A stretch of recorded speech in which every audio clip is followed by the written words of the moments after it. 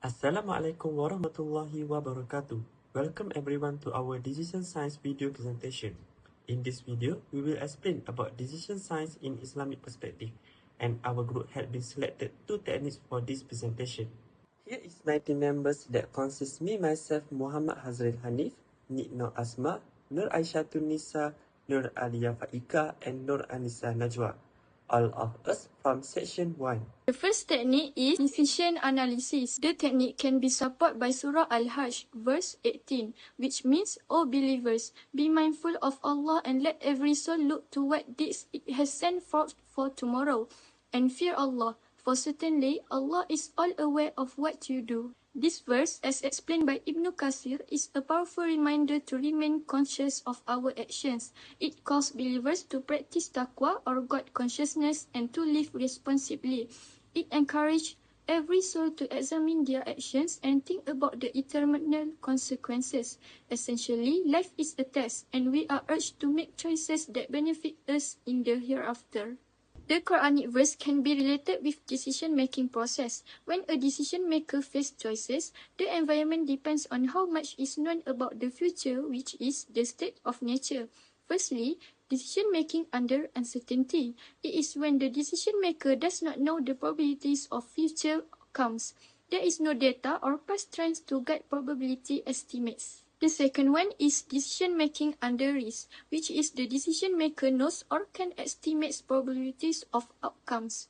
It can be estimated using users' data, statistics, or experts' judgment. Next, the Quranic verse supports decision analysis by addressing uncertainty and risk. Since the future is unknown, we are encouraged to plan carefully and be aware of potential challenges.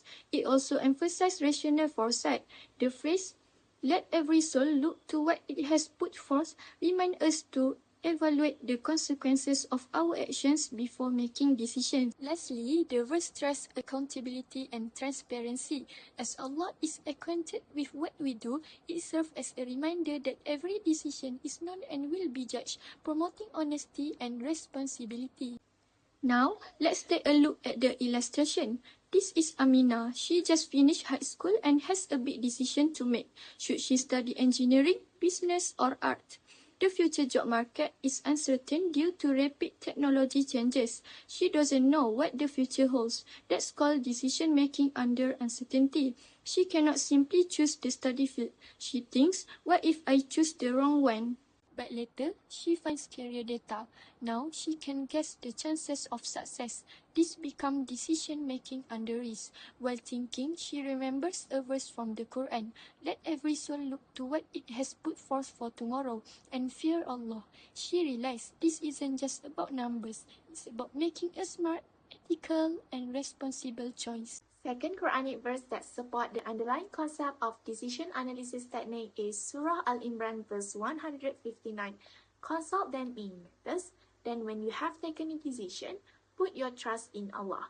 This verse highlights the principle of shura or mutual consultation.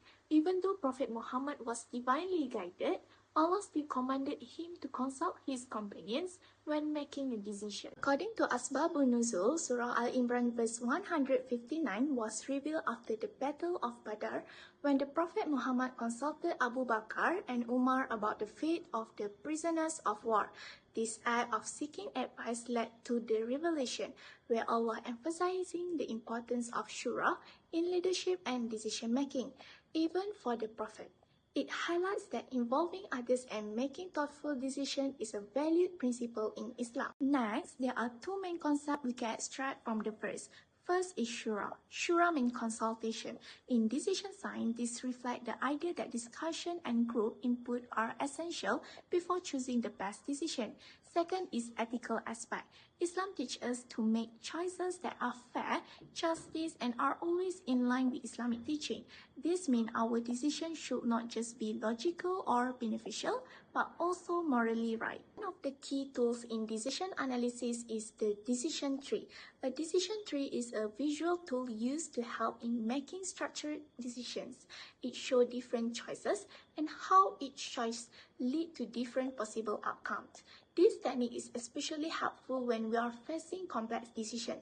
It allows us to break the situation down into smaller, more manageable steps and help us to evaluate the risks and rewards of each option.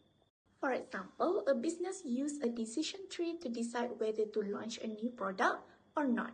Let's say the company has two options, either launch the product or not launch. If they choose to launch, there are two possible outcomes, success or failure. On the other hand, if they decide not to launch, they miss out on potential profit, ending up with zero gain or loss. This is where the decision tree becomes very useful.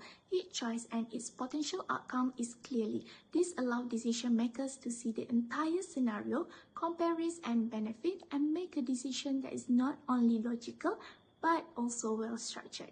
In short, decision tree help turn complex, uncertain situation into clear, manageable decision by organizing the information in a visual and practical way. The second technique, which is project scheduling, the Quranic verse that supports the underlying concept of project scheduling is Surah Yusuf verse 47 until 49.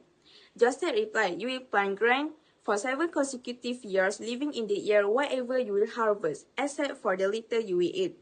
Then after that will come 7 years of great hardship, which will consume whatever you have saved, except the little you will store for seed. Then after that will come a year in which people will receive abundant rain and they will price oil and wine." This verse demonstrates the essence of project scheduling, planning ahead with foresight and precision.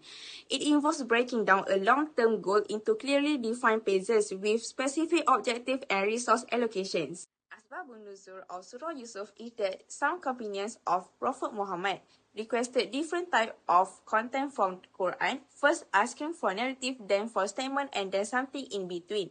In response, Allah revealed Surah Yusuf as the best of narrative and Surah Az-Zumar as the fairest of statement. This was guide them to the richness of Quran, which offers both storytelling and wisdom to meet intellectual and spiritual needs. So, what is important concept of project scheduling? First concept is planning tasks, which are task breakdown, task duration, and milestone and deadlines. For example, Prophet Yusuf outlines a clear timeline, 7 years of continuous cultivation. It includes task duration, 7 years of abundance, indicating preparation over time. The verse implies prioritization. The focus is on preparing during good times rather than over-consuming. In project scheduling, just as Prophet Yusuf planned each phase, for example, divide the project into stages or tasks, assign time to each, and determine their order. Secondly, resource allocation, which are assigning resources to tasks, resources labeling, and manage resources constraint. For example, Prophet Yusuf instructs to consume only a little and store the rest, indicating a clear strategy for conserving and managing resources. He also says to leave it in the air, an efficient way to use and protect resources from spoilage. In project, resources like time, money, manpower, and materials must be carefully assigned and not wasted early on. Just like in the verse, holding back excessive use ensures sustainability during critical phases. Next is how the verse supports project scheduling. First is advanced planning and task sequencing. Similarly, in project scheduling, you can break the project into phases and plan for contingencies. Just as Prophet Yusuf prepared for the famine by storing grain during years of abundance, so a project manager must plan for both smooth and challenging phases for the project. Last is forecasting and risk management. The foresight shown in Surah Yusuf encourages a proactive approach in project scheduling, anticipating potential challenges and allocating resources and time efficiently to avoid future problems. Lastly is illustration or example. A student committee is organizing a 3-day national conference on Islamic education. The planning follows a structured schedule, which are 6 months before the event, which is the team books the venue, contact potential speaker, and create official website. For 3 months prior, they begin event promotion, open ticketing, and plan logistics in detail. For 1 month before the event, they finalize the program schedule, coordinate volunteer teams, and prepare all necessary materials. And during the event, the committee handles live coordination, manage the stage flow, and tracks timing to ensure everything runs smoothly. So this process reflects effective project scheduling through advanced planning, task sequencing, and resource management, similar to the principle found in Surah Yusuf verse 47 until 49. Now, let us continue with the second surah that related to project scheduling, which is Surah Al-Asr, verse 1 to 3.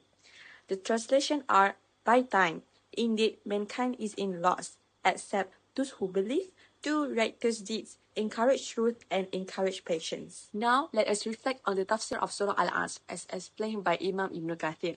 Firstly, the verse opens with by time, and Ibn Kathir highlights that it's an oath by Allah, which signifies the sacred and irreplaceable value of time.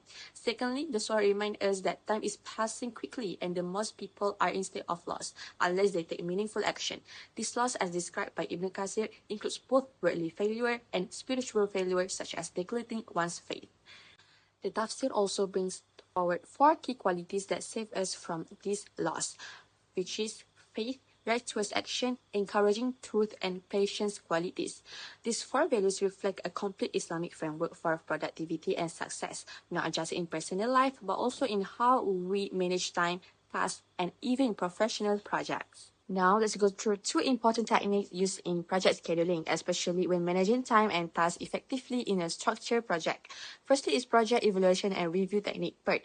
PERT is used when the duration of task is uncertain. It's based on probabilistic time estimate, which means we use 3 types of values, which is our optimistic time, pessimistic time, and most likely time. This method helps in anticipating delays and managing risks through more flexible scheduling. The second method is critical path method, or CPM. CPM is used when task durations are known and predictable. It uses deterministic time estimates, which means the time required to complete each task is certain. CPM is useful in construction, event planning, and where the activities are more routine and structured. The goal of CPM is to identify the critical path, which is the longest sequence of dependent tasks that determine the shortest possible project duration. Let's see how Surah Al-Asr support project scheduling. First, the surah teaches us that time is valuable. This means we must start our project with a clear plan and a vision, so we don't waste time. Second, the verse reminds us to do good and righteous action. In our project, this means we should do our task properly, on time, and excellent. Third, the surah highlights truthfulness and patience. These values help us work honestly, report progress clearly, and support each other as a team. To illustrate university final year project schedule, it started with title confirmation and then proposal submission. After that, it moves to supervisor feedback. After revise the feedback of supervisor, the student will make the data collection and then the data analysis. Lastly, after completing all the work, student may start reporting the writing. This project schedule ensures all tasks are aligned in structured manner, minimizing delays and promoting success, just as the Quran emphasizes accountability and deliberate planning. Here is the several references that we use in this video presentation. That's all for our video presentation. Thank you for watching.